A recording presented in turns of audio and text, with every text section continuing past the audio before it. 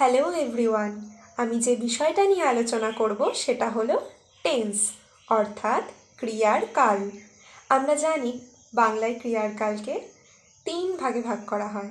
এক হচ্ছে বর্তমানকাল, 2 অতীতকাল, 3 ভবিষ্যৎকাল। তেমনি ইংরাজিতেও টেন্সকে 3টে ভাগে ভাগ করা হয়ে থাকে: প্রেজেন্ট টেন্স বর্তমানকাল, পাস্ট টেন্স অতীতকাল এবং ফিউচার টেন্স ভবিষ্যৎকাল।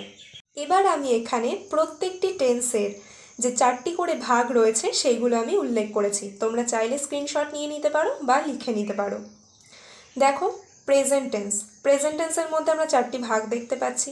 পাস্ট টেন্স, তার মধ্যেও আমরা 4টি ভাগ দেখতে পাচ্ছি এবং ফিউচার টেন্স, তার মধ্যেও আমরা 4টি ভাগ দেখতে পাচ্ছি। আচ্ছা, এবারে আমরা টেন্সের বিভিন্ন ভাগগুলো নিয়ে আলোচনা করব। প্রথমে আমরা দেখেছি প্রেজেন্ট টেন্সের মধ্যে প্রথম যে ভাগটা পড়ে সেটা হলো simple present tense or indefinite present tense, এটাও আমরা বলতে পারি। আমরা নিয়মগুলো একে একে আসছি। প্রথম যে নিয়মটা সিম্পল প্রেজেন্ট টেন্স আমরা যে ক্ষেত্রে ব্যবহার করব, প্রথম যে নিয়মটা সেটা দেখো আমি এখানে লিখে দিয়েছি। রেগুলার ওয়ার্ক বা রোজকার অভ্যাস বোঝাতে সিম্পল প্রেজেন্ট টেন্স হয়। আবার বলছি, রেগুলার ওয়ার্ক বা রোজকার অভ্যাস বোঝাতে সিম্পল প্রেজেন্ট টেন্স হয়। যেমন, আমার মা আমাকে ইংরাজি পড়ান। দেখো, আমার মা আমাকে ইংরাজি পড়ান, এই কথাটার মাধ্যমে আমরা রোজকার অভ্যাস বোঝাচ্ছি যে আমার মা আমাকে ইংরেজি পড়ান। এটাকে আমরা কিভাবে ট্রান্সলেট করব? এটাকে আমরা সিম্পল প্রেজেন্ট পদ্ধতিতে, সিম্পল প্রেজেন্ট টেন্স এই পদ্ধতিতে ট্রান্সলেট করব। আমার মা হলো এখানে সাবজেক্ট, মাই মাদার। আমাকে পড়ান হলো এখানে ভার্ব অর্থাৎ টিচেস। মাই মাদার টিচেস, কাকে পড়ান? আমাকে পড়ান।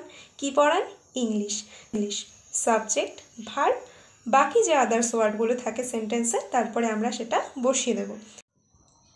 এর আগের আমরা দেখলাম যে রেগুলার ওয়ার্ক অর্থাৎ কোনো কাজ যদি অভ্যাসগতভাবে করা হয় সেক্ষেত্রে সিম্পল প্রেজেন্ট টেন্স ব্যবহার করা হয়। এবার 2 নম্বরে আমরা কি দেখছি? 2 নম্বরে আমরা দেখছি যে নিত্য সত্য বোঝাতেও সিম্পল প্রেজেন্ট টেন্স ব্যবহৃত হয়। নিত্য সত্য বোঝাতে সিম্পল প্রেজেন্ট টেন্স ব্যবহৃত হয়। যেমন, পৃথিবী সূর্যের চারিদিকে ঘোরে। পৃথিবী সূর্যের চারিদিকে ঘোরে, তাহলে এখানে সাবজেক্ট হলো দ্য আর্থ, পৃথিবী, ঘোরে মুভস হলো ভার্ব, অ্যারাউন্ড দ্য সান, কার চারিদিকে ঘোরে? সূর্যের চারিদিকে ঘোরে, around the sun. The earth moves around the sun. এরকমই আমি আরেকটা যদি নিত্য সত্যসূচক বাক্য বলি যে সূর্য পূর্ব দিকে ওঠে, the sun rises in the east, the sun rises in the east. আচ্ছা, আমি এখানে সিম্পল প্রেজেন্ট টেন্সের ওপরে কিছু ট্রান্সলেশন দেখো দিয়ে রেখেছি, তোমরা চাইলে এগুলো টুকে নিতে পারো। আমি বলছি, একটু খেয়াল করো। সে 3য় শ্রেণীতে পড়ে। সে হলো সাবজেক্ট, হি পড়ে হচ্ছে ভার্ব, রিডস। কোন শ্রেণীতে পড়ে? না 3য় শ্রেণীতে পড়ে। He reads in class 3। আমার বাবা রোজ অফিসে যায়। My father goes to office every day. আমরা আমাদের বাবা মাকে ভালোবাসি। We love our parents. Monica রোজ এখানে আসে। Monica comes here daily. সূর্যাস্তের পর সন্ধ্যা নামে। Evening comes after sunset. Taj Mahal আগ্রায় অবস্থিত। The Taj Mahal is situated in Agra.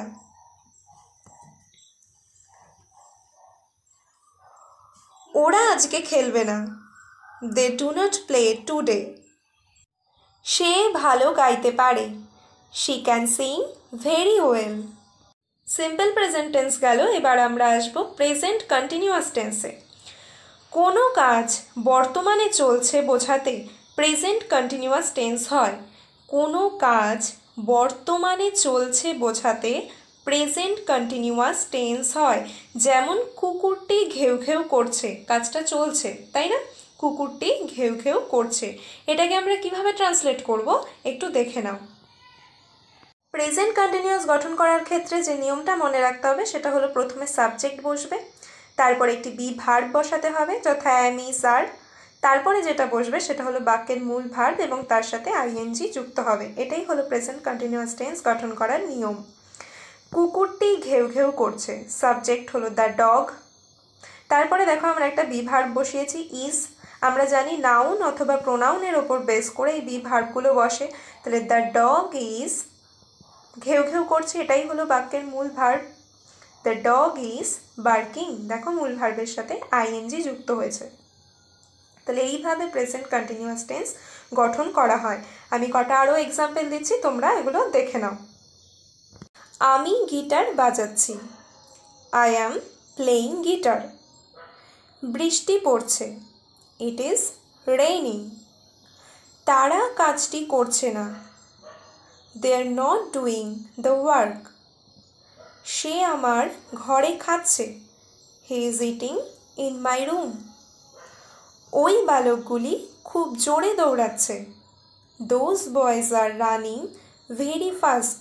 তাহলে আমরা এখানে দেখতে পেয়েছি যে প্রথমে সাবজেক্ট বসছে, তারপরে বি ভার্ব বসছে, তারপরে মূল ভার্বের সাথে আইএনজি যুক্ত হচ্ছে এবং তারপরে যেটা থাকছে বাক্যের অন্যান্য যে ওয়ার্ডগুলো সেগুলো বসে যাচ্ছে। তাহলে এইভাবেই আমরা প্রেজেন্ট কন্টিনিউয়াস টেন্স গঠন করব। তো এই ভিডিওটিতে আমি সিম্পল প্রেজেন্ট টেন্স এবং প্রেজেন্ট কন্টিনিউয়াস টেন্স এই দুটো টেন্স নিয়ে আলোচনা করেছি। নেক্সট ভিডিওতে আমি প্রেজেন্ট পারফেক্ট টেন্স এবং প্রেজেন্ট পারফেক্ট কন্টিনিউয়াস টেন্স এই দুটো টেন্স নিয়ে আমি আলোচনা করব। তোমাদের যদি কোনো কোশ্চেন থাকে তোমরা অবশ্যই আমাকে কমেন্ট সেকশানে জানাবে।